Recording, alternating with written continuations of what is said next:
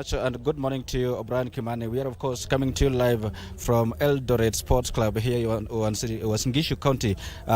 This is, of course, the third day of the conference, Devolution conference, actually.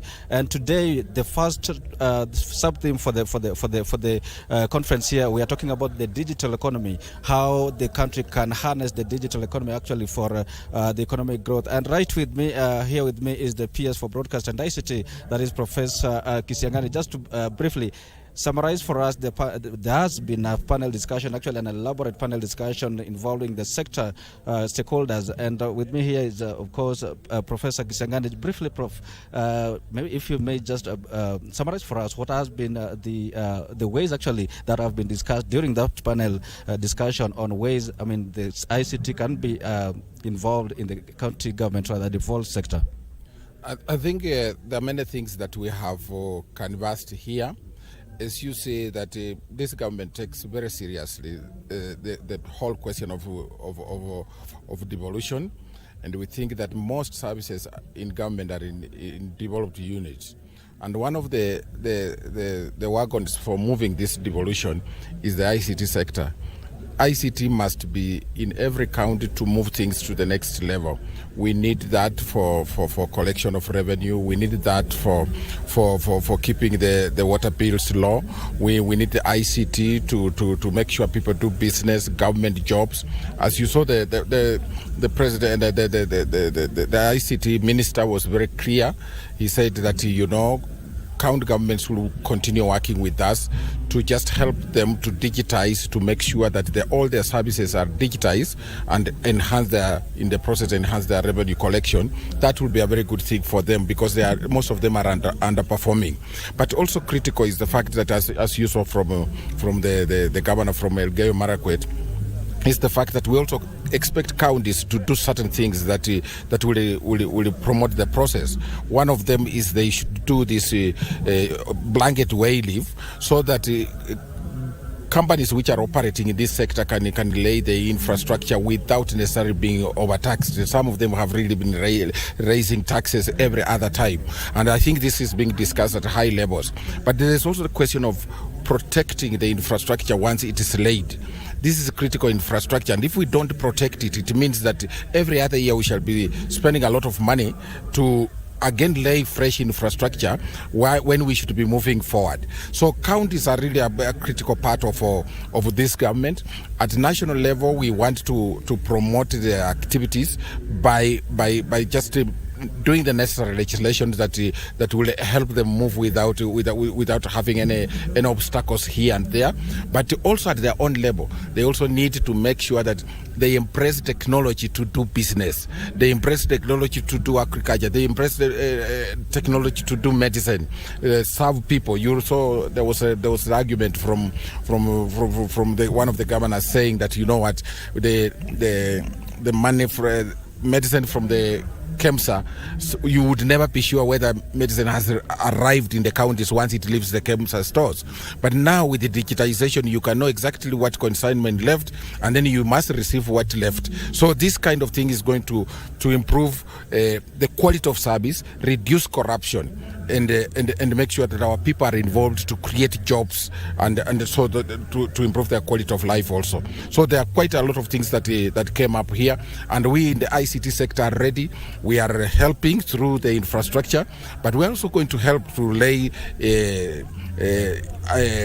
to create forums where we can do digital skilling, especially at county level. Some counties are better than others. We have already done the mapping, and we think we should be okay. But overall, the digital agenda is big business, because that is where many jobs are. That's a platform of jobs. That is the platform for reducing distance between communities, reducing distance between countries, and that is where we want to go, and we shall support that exercise very well. His Excellency the President is very, very, very, very, very passionate about this. His government is based on this platform. He wants to promote the digital economy, and the digital economy is not occurring at national government level, it is occurring in the counties. So that's where we are, and we are looking forward to a very fruitful discussion here. We hope that other participants will also do well to promote and also to suggest ways in which we can improve this platform and other platforms, because we all believe in one whole government, and we think we shall move to the next level very, very easily.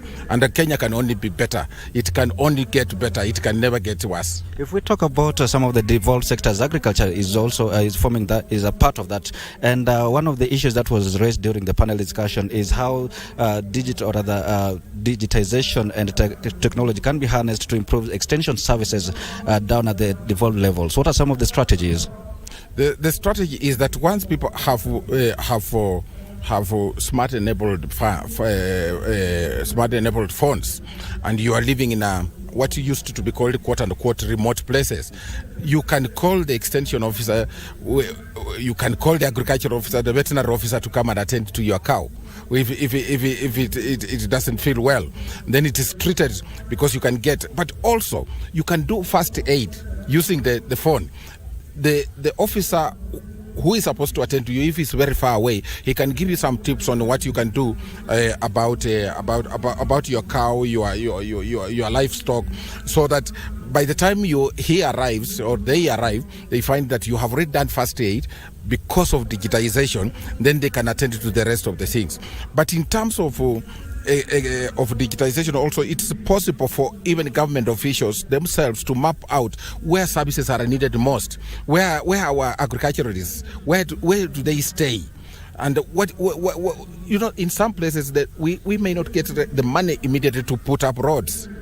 But then, if the extension officer is able to talk to you in your own house, you ask now, how do I improve my farm? You can see my farm. You can do a WhatsApp and check, this is my farm. Do you think I'm doing very well here? Do you think these crops are right? You can still talk to these extension officers, and they give you the information without necessarily them taking a motorbike, riding on a motorbike or a vehicle. That saves fuel, it saves time. So that is part of the strategy we have. By increasing the digital, enhancing the digital space, then you know very well that a lot of people will be reached without necessarily having physical contacts. That is what we are reducing. And of course, these extension officers, if they have a cold, they will not fear to come to your house because they are talking to you virtually. So this is what we are looking at. And those strategies should work. But also in the villages, you will need even our own grandmothers and mothers, those who have no digital skills, to be given basic digital skills so that they can get in touch with the extension officers. And in the process, we'll move to the next level. And finally, as we summarize this, the safety of data has featured there prominently. We have the Office of the Data Commissioner, and how safe is the digital data also at the county level? I think you can see that counties don't operate in isolation. The National Data Bank is at one place. We have several data banks across the country, and the counties don't operate in isolation. So we always help counties to secure their data, but that security is connected to the national grid on data protection. So they have no problem to worry about. It's not like, they are operating in silos. If you go to the National Data Center, you will find data for Uasin Gishu, you will find data for Bungoma, you will find data for Trans Nzoia, you will find data for Nandi. So all we need to do is at county level, we need to enhance security systems so that if they are using that data at county level, nobody pirates it or accesses it. People who are not authorized should not access that data and misuse it. But I think the national infrastructure for data protection is in place. And that does not mean that we are not going to get attacks here and there. These attacks will come. They are all over the world. First of all, Kenya is a very attractive country, and people like to come here and check what we are doing. But in terms of protecting our data, it is safe, and we shall keep making it even safer with the new challenges coming in, new crooks coming on the stage. We shall do that, and it's going to be very, very okay. So we assure the nation that the issue of data protection shouldn't worry them. I think they should worry about increasing food production on the farms, increasing milk production on their farms, and also caring about how they can access digital jobs.